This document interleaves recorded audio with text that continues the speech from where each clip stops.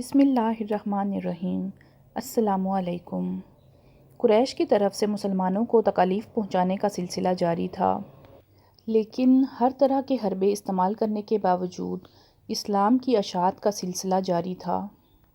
ہر طرح کی رکاوٹیں لگانے کے باوجود اسلام دن بدن مضبوط ہوتا جا رہا تھا۔ سیدنا امیر حمزہ رشتے میں حضرت محمد صلی اللہ علیہ وآلہ وسلم کے چچا لگتے تھے۔ وہ عمر سے آپ صلی اللہ علیہ وآلہ وسلم سے 2-3 سال بڑے تھے۔ آپ دونوں نے چونکہ سویبہ کا دودھ پیا تھا، اس لیے رضاعی بھائی بھی تھے۔ سیدنا امیر حمزہ کو شکار کا بہت شوق تھا۔ منہ اندھیرے تیر کمان لے کر شکار کے لیے نکل جاتے اور پورا دن اسی شوق میں گزار دیتے۔ شام کو واپس آتے تو پہلے حرم میں تشریف لے جاتے اور خانہ کعبہ کا طواف فرماتے۔ قریش کے رئیس حرم میں اپنی الگ الگ مجلس جما کر بیٹھتے تھے۔ سیدنا حمزہ کی ان سب سے اچھی دوستی تھی، اس لیے سب لوگ ان کی بہت قدر کرتے تھے۔ ایک دن رسول اللہ صلی اللہ علیہ وآلہ وسلم کوہ صفا پر تشریف فرما تھے کہ اچانک ابو جہل آیا اور آپ صلی اللہ علیہ وآلہ وسلم کو دیکھتے ہی آگ بگولا ہو گیا۔ وہ آپ صلی اللہ علیہ وآلہ وسلم کو گالیاں دینے لگا۔ آپ صلی اللہ علیہ وآلہ وسلم خاموش رہے تو اس خاموشی سے اس کا پارا اور زیادہ بڑھ گیا۔ اس نے ایک پتھر اٹھایا اور آپ صلی اللہ علیہ وآلہ وسلم کے سر پر دے مارا۔ آپ کا سر زخمی ہو گیا اور خون بہنے لگا۔ شام کو سیدنا امیر حمزہ جب شکار سے واپس لوٹے تو انہیں اس واقعے کی خبر ملی۔ سیدنا امیر حمزہ غصے سے آگ بگولا ہو گئے۔ آخر وہ رسول اللہ صلی اللہ علیہ وآلہ وسلم کے قریبی رشتہ دار تھے۔ سیدھے ابو جہل کے پاس گئے اور بولے، تو میرے بھتیجے کو گالی دیتا ہے، حالانکہ میں اس کے دین پر ہوں۔ اس کے بعد انہوں نے ابو جہل کو کمان سے اس زور سے مار ماری کہ ابو جہل زخمی ہو گیا۔ اب سیدنا امیر حمزہ آپ صلی اللہ علیہ وآلہ وسلم کے پاس پہنچے اور بولے، بھتیجے، تمہیں یہ سن کر خوشی ہوگی کہ میں نے ابو جہل سے تمہارا بدلہ لے لیا ہے۔ اس پر نبی کریم صلی اللہ علیہ وآلہ وسلم نے فرمایا، چچا، میں ایسی باتوں سے خوش نہیں ہوتا۔ اگر آپ میری خوشی چاہتے ہیں تو اس کا آسان اور سیدھا سادہ راستہ یہ ہے کہ آپ مسلمان ہو جائیں۔ سیدنا امیر حمزہ پر اس جملے کا اتنا اثر ہوا کہ انہوں نے اسی وقت اسلام قبول کر لیا۔ سیدنا امیر حمزہ کے ایمان لانے کے 3 دن بعد سیدنا عمر بن خطاب رضی اللہ تعالیٰ عنہ بھی ایمان لے آئے۔ وہ قریش مکہ کے بہت بڑے ستون اور مددگار تھے۔ قریش کی طرف سے بیرونی ممالک کے ساتھ تعلقات رکھنا انہی کی ذمہ داری تھی۔ اسلام قبول کرنے سے پہلے آپ مسلمانوں کے سخت خلاف تھے، بہت سخت گیر تھے، آپ کی طبیعت میں بہت غصہ تھا۔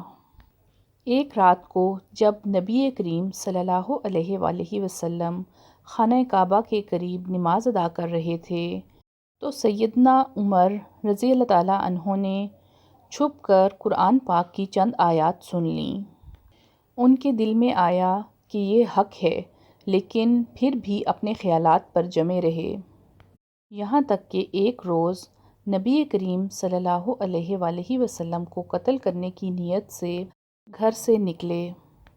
راستے میں ان کی ملاقات سیدنا نعیم بن عبداللہ سے ہوئی۔ انہوں نے کچھ ہی دن پہلے اسلام قبول کیا تھا اور ان کے اسلام قبول کرنے کی خبر سیدنا عمر کو نہ تھی۔ ان کے ہاتھ میں ننگی تلوار اور چہرے پر شدید غصے کے آثار دیکھ کر انہوں نے پوچھا، خیر تو ہے عمر، دوپہر کے وقت ننگی تلوار لیے کدھر کا ارادہ ہے؟ سیدنا عمر نے جواب دیا، محمد کو قتل کرنے جا رہا ہوں۔ اس پر نعیم بن عبداللہ بولے، محمد کو قتل کرنے سے پہلے اپنے گھر کی خبر لو۔ تمہاری بہن فاطمہ اور تمہارے بہنوئی سعید اسلام قبول کر چکے ہیں۔ سیدنا عمر یہ سن کر آگ بگولا ہو گئے، سیدھے بہن کے گھر پہنچے۔ اس وقت وہ قرآن پڑھ رہی تھیں۔ حضرت سعید بن زید جو آپ کے بہنوئی تھے، انہوں نے دروازہ کھولا تو آپ نے ان سے پوچھا، تم لوگ کیا پڑھ رہے تھے؟ مجھے دکھاؤ۔ ساتھ ہی اپنے بہنوئی کو مارنے لگے۔ بہن نے چھڑوانے کی کوشش کی تو اس پر بھی ٹوٹ پڑے۔ وہ بھی زخمی ہو گئیں، ان کے منہ سے خون بہنے لگا۔ جوش میں آ کر بولیں، جو بھی چاہے کر لو عمر، ہم اسلام قبول کر چکے ہیں۔ سیدنا عمر نے جب بہن کو زخمی دیکھا تو شرمندہ ہوئے اور نرم آواز میں بولے، مجھے سناؤ تم لوگ کیا پڑھ رہے تھے؟ میں جاننا چاہتا ہوں تمہارا دین کیا ہے؟ فاطمہ بنت خطاب نے جوش کے عالم میں چند جملے کہے، پھر فرمایا، پہلے غسل کرو، پھر ہم بتائیں گے کہ ہم کیا پڑھ رہے تھے۔ غسل کے بعد انہیں قرآنی اوراق دکھائے گئے۔ قرآن کے اوراق پر سورہ طٰہٰ کی چند آیات تحریر تھیں۔ سیدنا عمر نے جب یہ آیات پڑھیں تو کایا پلٹ گئی اور بولے، یہ تو بہت عمدہ چیز ہے، بتاؤ مسلمان کس طرح ہوتے ہیں؟ سیدنا عمر کو بتایا گیا کہ جمعرات کی شب نبی کریم صلی اللہ علیہ وآلہ وسلم نے اللہ تعالیٰ سے دعا فرمائی تھی کہ اے اللہ، ابو جہل یا عمر بن خطاب سے اسلام کو تقویت دے۔ تمہیں خوشخبری ہو کہ یہ سعادت تمہارے حصے میں آئی ہے۔ نبی کریم صلی اللہ علیہ وآلہ وسلم دار ارقم میں ہیں۔ چنانچہ سیدنا عمر رضی اللہ تعالیٰ عنہ دار ارقم پہنچے، دروازے پر دستک دی۔ دروازہ کھلنے پر دار ارقم میں موجود مسلمان سیدنا عمر کو دیکھ کر چونک اٹھے۔ نبی کریم صلی اللہ علیہ وآلہ وسلم کو بتایا تو آپ صلی اللہ علیہ وسلم نے فرمایا، آنے دو۔ نبی کریم صلی اللہ علیہ وآلہ وسلم نے آپ سے پوچھا، عمر کس ارادے سے آئے ہو؟ تو آپ نے فوراً کلمہ پڑھا، اشہد ان لا الہ الا اللہ وانک رسول اللہ، یعنی میں گواہی دیتا ہوں اللہ کے سوا کوئی عبادت کے لائق نہیں اور آپ صلی اللہ علیہ وآلہ وسلم اللہ کے رسول ہیں۔ وہاں موجود صحابہ کرام رضی اللہ تعالیٰ عنہ کے لیے یہ اس قدر غیر متوقع تھا کہ وہ یہ سب دیکھ کر بے ساختہ پکار اٹھے، اللہ اکبر۔ سیدنا عمر رضی اللہ تعالیٰ عنہ کا ایمان قبول کر لینا کوئی معمولی واقعہ نہ تھا۔ مسلمانوں میں خوشی کی لہر دوڑ گئی۔ دوسری طرف قریش اپنی تدابیر میں مصروف تھے۔